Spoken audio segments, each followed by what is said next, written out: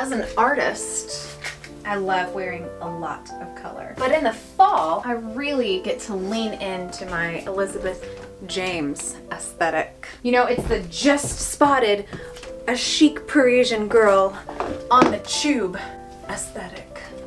It's a vibe that gives high tea at the Ritz. I just left the stables and now I'm popping over to Daylesford aesthetic. Today I'm talking about how you probably already have some staples in your closet that would help create a wardrobe that evokes the English countryside vibe for fall. Welcome back to Oh So Lovingly, where life imitates art, discovering beauty in the everyday with whimsy and elegance around every corner. Today, I'm finding the magic in an English countryside-inspired fall wardrobe. Then come with me on my favorite dazzling adventures to the antique store, playing some pickleball, and we're getting ready for fall with new artwork in the studio. This is my favorite challenge of the new season because during summer I like to dress like an artist. I'm very colorful, I'm bright, and I love that. But when fall comes, I see it as almost a fun challenge to do more with less, if that makes sense. I love the little black dresses, and really any kind of dress with a darker or neutral color palette is amazing for this time of year because the layering you can do is limitless. And layering is our best friend this time of year because it's still at the point where it could be hot some days, it could be warm some days, it could be cold, it could be really cold inside at your office, or it could be like hotter than you'd expect outside. Layering is our best friend in this weird transitional time. But I love this challenge because, again, naturally I gravitate toward the color, but fall and winter, I love to challenge myself with being a little bit more demure. Here's an example of something that I love to do with a black dress. It's add a sweater or any kind of cardigan, and I love the cardigans that don't close. I feel like there's something so Ernest Hemingway about them. I don't know, like a sweet little cardigan. You take a really fancy black dress, but you make it cozy with a little cardigan, and it really helps that the black detailing on the sleeves matches the dress. So that's just one example of something I love to do with black dresses. It's a layering exercise, and it's a pairing exercise on what would go good with this if this goes with that. So this would be an option for a really sweet English countryside inspired outfit for fall.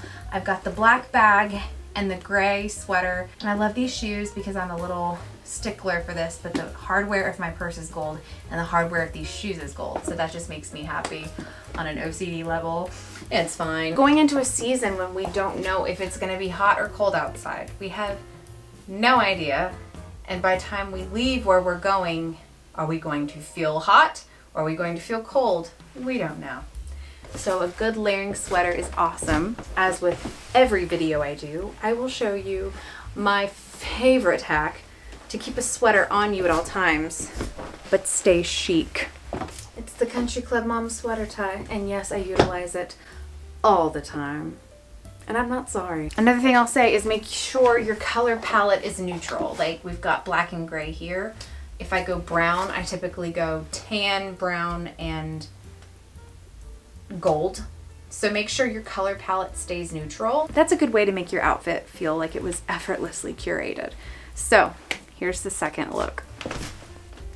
Okay, here is the next dress. I'm in love with this dress by Never a Wallflower. I really love building an outfit to feel effortless, still chic, but comfortable enough for you to go all day. Here's a little suggestion to be a little bit more English countryside. Incorporate baskets into your look. This is my go-to whenever I'm going to pick up fresh bread because I don't want to leave it in the car if I'm going somewhere else afterwards. But a good basket bag is so amazing. This can be your purse. Everything can go in here. Everything can fit in here. And I would also add a nice white sweater.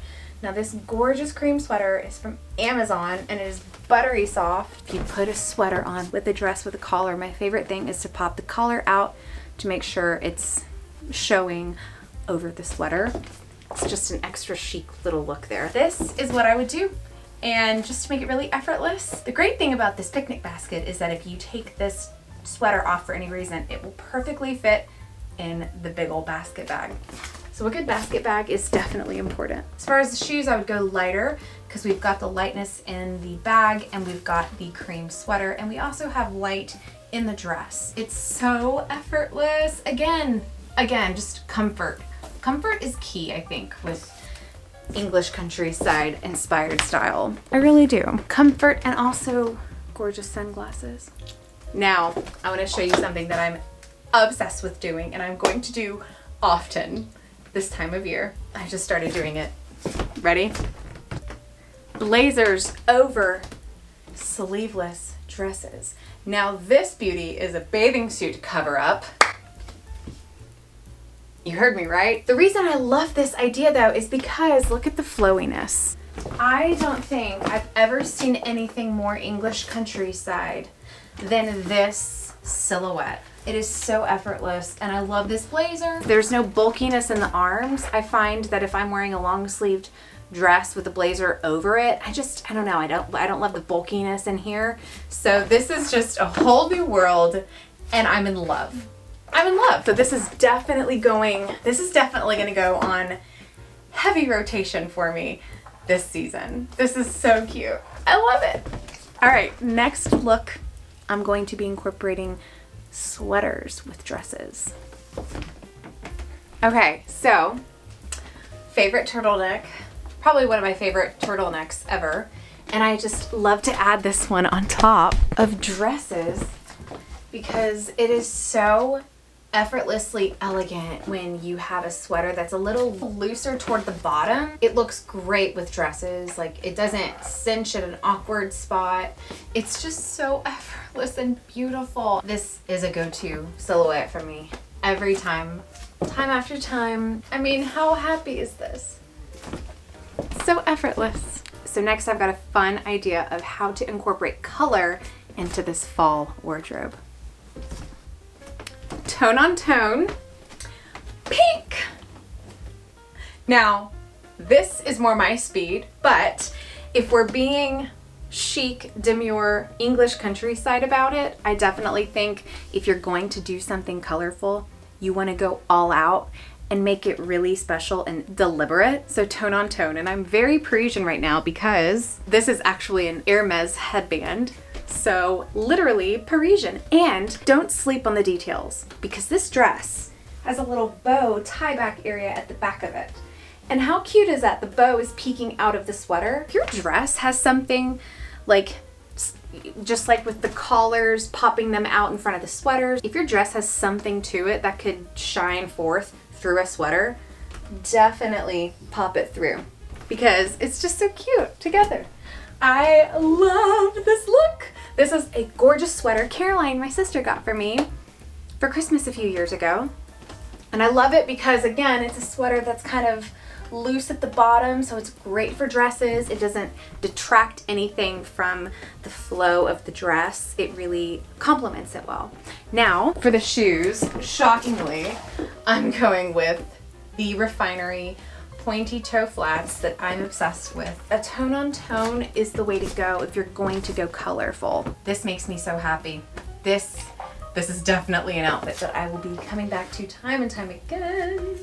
Watch the twirl. So happy. What have I laid out next in there? in my closet. I'm trying to remember what's next. Oh, okay. This is, I've still got nothing. I thought I would remember by the time I said this is, but I got nothing. We'll see in a sec. Gorgeous sweater and a gorgeous maxi skirt. I love this block printed maxi skirt from Etsy, one of my favorite shops on Etsy. This look is so effortlessly easy and I love it. And I always tuck in the sweater at like an angle in the front. I pull it up and out a little bit, and the skirt comes with a little drawstring. I just poke that in because it does cheapen it. Like seeing this, no. So I just tuck in my sweater into the skirt and voila, super cute. I love this look so much. It's so effortless and elegant, and I really do feel like I'm in the English countryside wearing this kind of silhouette. So lastly, I want to show you the only pair of pants I will wear. Are you ready? Here we go. I've said it before and I'll say it again. Dress for your body. I am not a great candidate for pants. I never have been. Because I'm a pear-shaped and I know myself. I know what I'm comfortable with. I know what feels like me. Pants don't feel like me at all. I hate pants. It's not just that they're a bad look on me. They're a terrible look on me. Pants like this from 𝑠upeisu have me almost emotional. These pants are beautiful, long, silky trousers. They're wide leg. They are the best pair of pants I've ever owned. I'm not kidding. I love to do it like this. I tuck in half of the shirt and wear it kind of like this. Very, very relaxed. I think I figured out why I'm so excited about fall this year. These pants. They're silky, they're cozy, flattering, all of the things. The last look is what I'm gonna be wearing today, and I'm gonna bring you with me for all my favorite errands. Here we go. So yes, to summarize, fall is coming, but that day is not today in Atlanta because it is 86 degrees. But I'm excited to bring you with me to all my favorite spots, my favorite sourdough, my antique store, and one of my favorite little farmers markets. Let's go.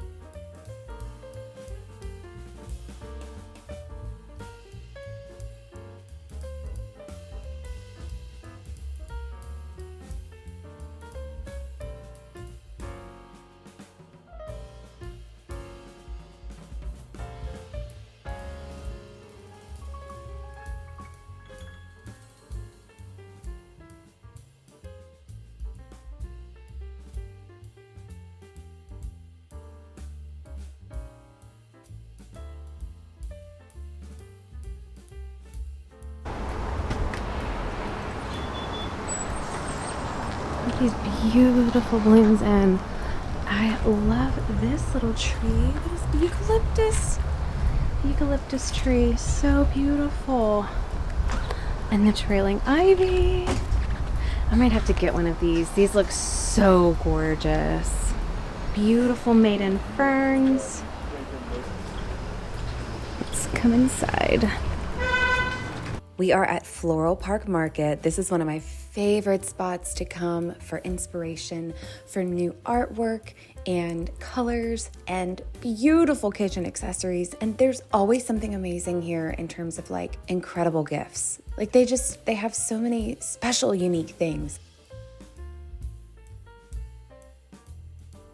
So that's my favorite tahini sauce. And these little copper measuring spoons and bowls were so cute. Now I was stuck at these cute greeting cards. Like, oh my gosh, how beautiful. I was studying the lemon because I've painted a lemon before, but not with that much detail with the seeds. And I loved the one where, yeah, here they are, all the fruits together. It was so sweet. Oh. And the leaves, oh my gosh, this one gave me so many great ideas for patterns to do.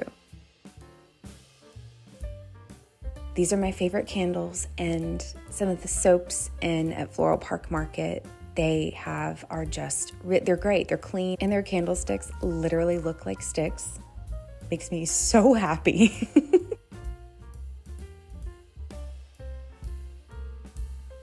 They have a lot of colored candle tapers as well. Those are my favorite sourdough crackers, and they had a lot of really great treats. A lot of really specialty items too, like a lot of things. They have a lot of cool specialty imported items.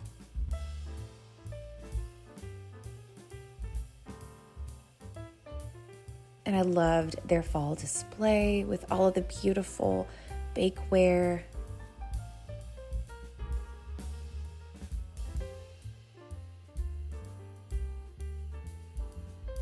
I love how they display everything too. It's just so English countryside, actually. It's perfect for this because baskets abounding. Everything is just really complimentary of each other. So you've got the beautiful bread, the Harvest Festival bread I've had before. It's really good if you like a lot of seedy bread. It's really good. I loved these bouquets that they did with that cabbage looking thing. I don't know what it's called. Someone comment and tell me what that is. It's so beautiful.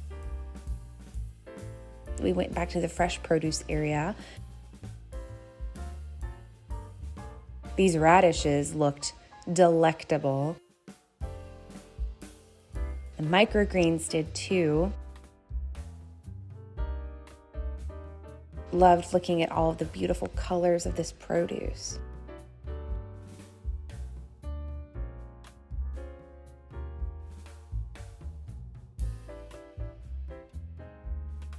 The ranunculus, the thistles, and the hydrangeas. And those hydrangeas were great candidates to come back and pick up once they're dried.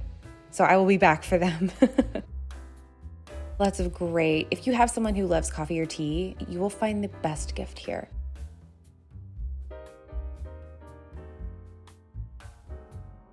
Oh, and I found the mother lode of lady peas. There she is.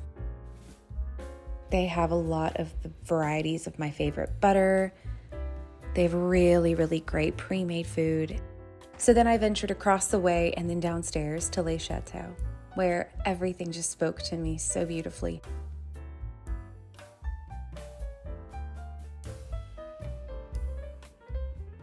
It didn't just speak to me, it sang to me. Look at this desk. Like, it's so magnificent. Everything here, it's like, why would I buy furniture anywhere else? I mean, hello, the gold gilded and hand-painted furniture. These sweet little couches with striped upholstered fabric. That beautiful armoire was so rich. The mirror selection, I mean, you can't ask for anything better. That dresser was to die for. This dresser was also to die for.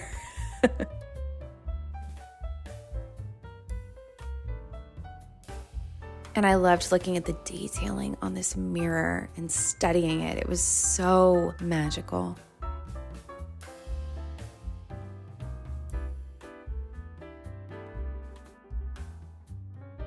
This setup was from the Atlanta Decorators Show House, and I remember it well because I was there. This is the 𝑇𝑏𝑜 wall covering they used in this space, and I was studying these leaves because I think I'm going to use the style of these leaves on a commission. It's just absolutely the most beautiful color scheme. If you want to find something that you can't find anywhere else, this is where you come. Le Chateau. So special. So then I ventured down the street to Turnage Place, where Helen had just gotten a lot of beautiful new things. If you saw that big stack of old books, I was so excited just by that. But then we saw all the Staffordshire animals and then this beautiful planter. Beautiful frames. Absolutely stunning fabrics.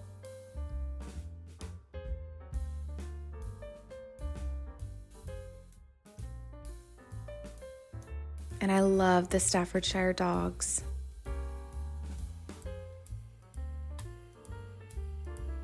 I'm looking at this armoire. I have been looking at that armoire for some time and it's going down in price and I'm trying to figure out where I could put it because I love it so much.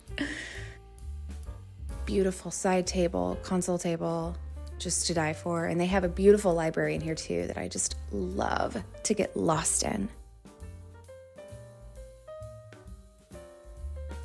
Vintage ginger jars. That couch is just so beautiful as well. gorgeous sconces and candle sconces. A lot of them are wired, and these beautiful Chippendale china cabinets. I love the pine cone basket. That was so adorable. The Chinoiserie panels. They have a lot of beautiful furniture. I was struck with that dresser. I really liked that dresser for some reason. It spoke to me. Love looking at all their porcelain. The red and white porcelain would be a great candidate for like Thanksgiving or Christmas time, like holiday. If you find a set at an antique store like this, you could really utilize that for holiday serving. And I love the teacups. Sterling silverware. Actually, that was sterling plated, but a lot of great sterling silver is here as well. And I just loved this little tissue box cover. It was so cute.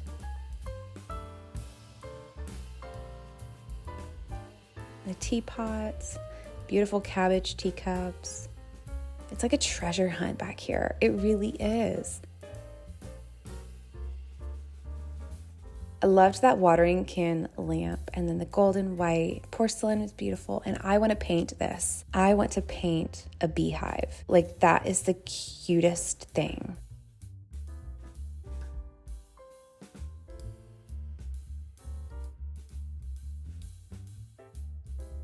Lots of beautiful copperware, beautiful blue and white.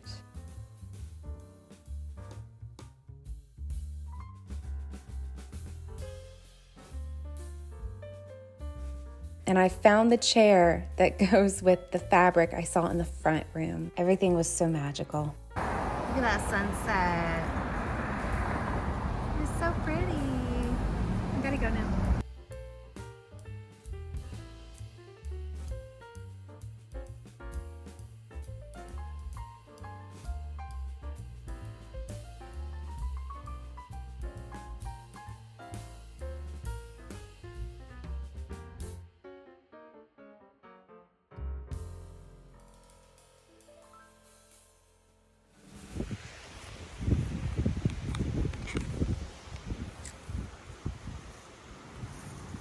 Look at this fall weather.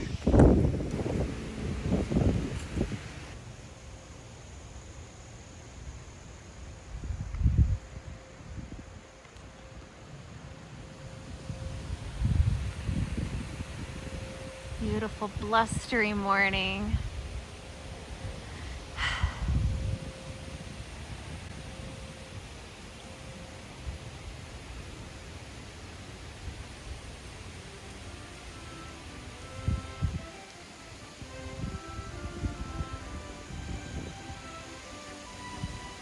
Just a beautiful song these trees make.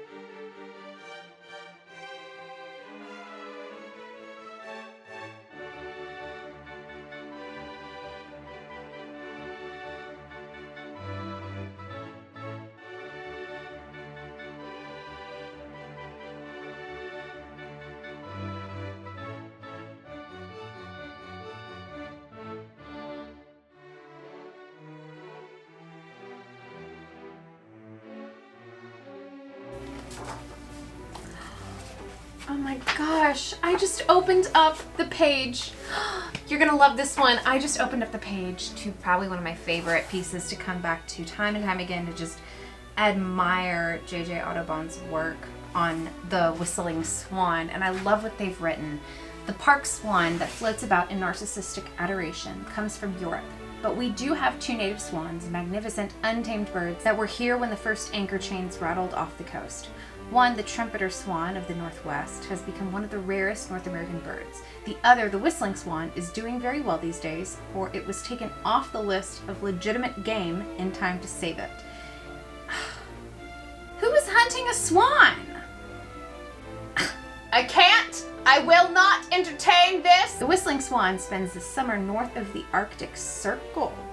North and west of Hudson Bay. Wow, there might be 40,000 of them or perhaps 50,000, scattered in pairs and little groups over hundreds of miles of tundra. When ice begins to lock the bays, long goose-like wedges of them start southward, talking excitedly with whoops and soft trumpeting laughter. This is just so incredibly beautiful, and it's enchanting, and it's hauntingly beautiful just to know the distance that the swans travel. When you read things like that and you know the distance that swans travel, there's so much more of an appreciation whenever you see a bird of any kind, because like the journey they make is just so astounding. Oh, this is what I wanted to see as well, because I'm doing a duck for my commission, and I love the way Audubon did these. Oh, they're so magical and sweet. I love it. Ugh. I'm going to run a few errands today, and I'm very excited because we're playing pickleball this afternoon. Heard from a little birdie, aka my friend Cynthia on Instagram, that the pumpkins are here. Trader Joe's pumpkins have arrived, and I'm so excited. So I'm gonna go grab a pumpkin or 2 or 3 or 4. They always have really cute pumpkins, like the special quirky little pumpkins. I love them so much. I'm gonna bring you with me. I don't know what I'm gonna wear yet. I honestly think I'm just gonna wear the outfit I'm gonna pickleball in. Pickleball outfit in 3, 2, 1. Love this tennis dress by Never a Wallflower, but I added a little sweater at the top because I'm running some errands, and especially if I go to Trader Joe's or the grocery store, I get chilly, and this is like the sweetest little Amazon sweater to throw on top of whatever. It's so darling. Okay, let's go.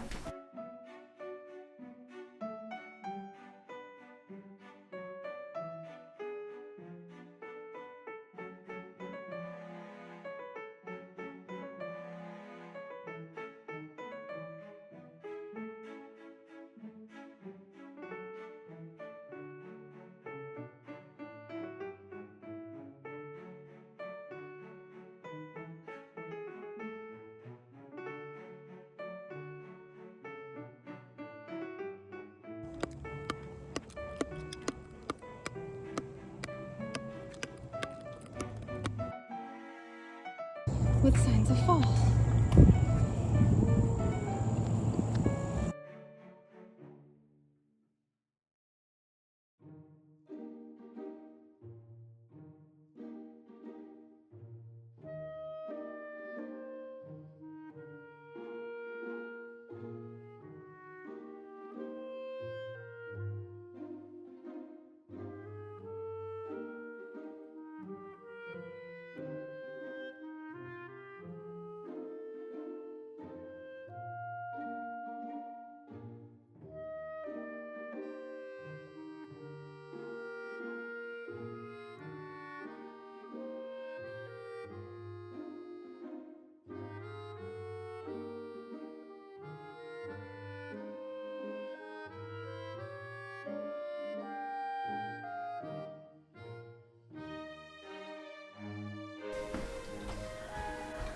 I'm so excited.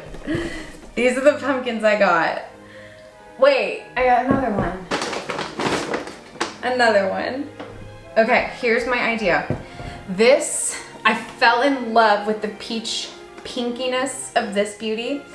This is one of their like fantasy special pumpkins. So is this one. Here's the pumpkin situation. My idea is to stack them on top. Now these already stack on top of each other pretty naturally. I like that they're not perfectly straight, but this stem is gonna be a little problem if I wanted to do like that or something. All right, so I got a hammer and a knife.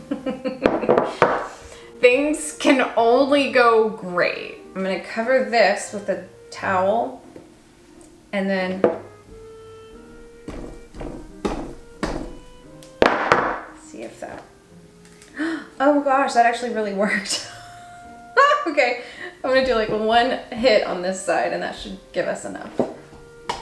Oh my god, I got it! Yay! Got it. So now, perfect! The things we do for symmetry. This is going on the front porch. Okay, so now I'm going to feed my starter, Lady Eleanor James Cornwallis IV. She is doing great, and so is my backup starter. I made another one because I want to test out ratios of how I feed it. So for the most part, I've been doing mostly bread flour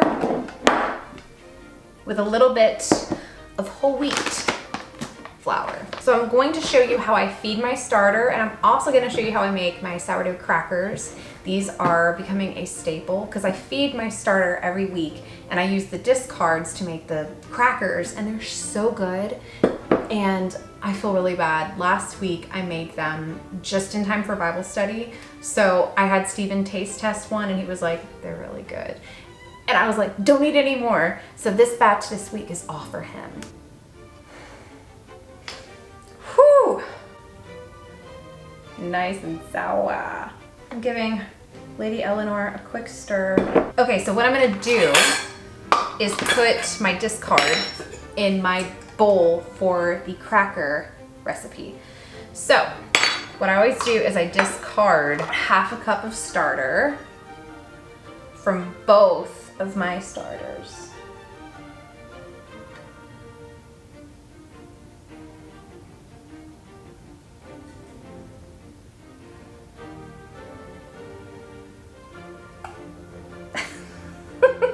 It's tight. All right, I'm gonna set the discard aside, half a cup, and fill it with my white bread flour. And then I'm gonna fill the other half with the whole wheat flour. Now I'm gonna take my room temp distilled water, not distilled, purified. Half a cup in each starter to match the quantity of flour we added. So now we mix.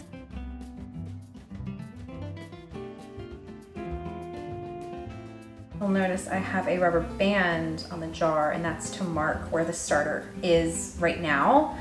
And after I feed it, like give it an hour or so, this will rise and it will get all bubbly and happy again.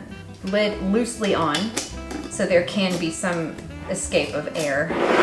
So this is the recipe for the crackers. It is literally starter and butter, and it's so easy. You just mix it really good.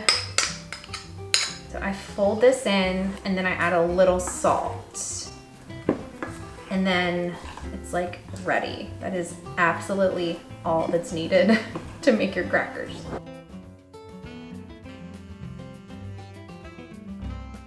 So then literally all you do is spread it on a baking sheet, thinly spreaded.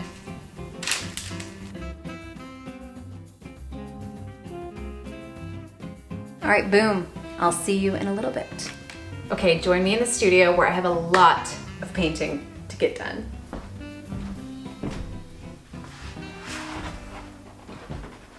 Here's today's agenda.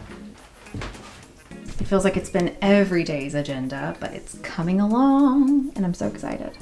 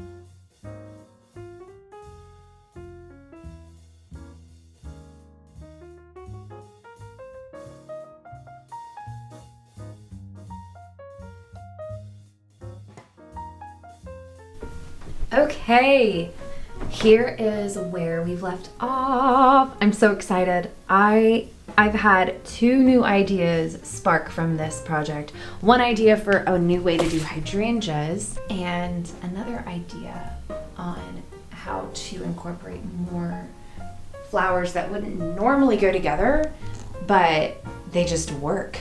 I'm so excited. So all I have to do now is start on the butterflies and the birds, and that will be in the next vlog.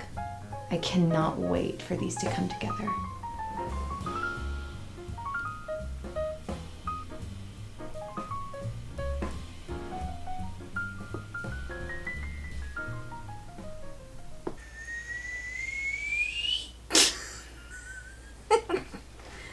You're so funny.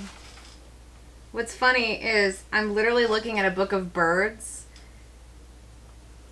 And I'm doing bird call. And the whistle you just did kind of reminded me of what this Bachman's warbler would sound like. Bachman. How crazy is that? Like, look at this little guy. What's a derelict? I don't know. Derelict. Derelict. Oh my gosh. Okay, delete that.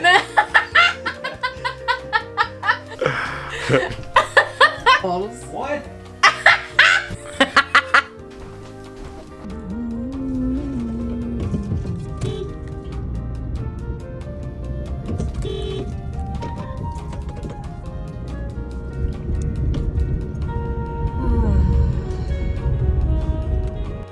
Okay, so let's.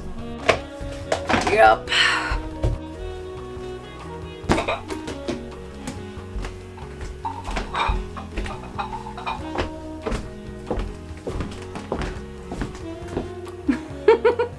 All right.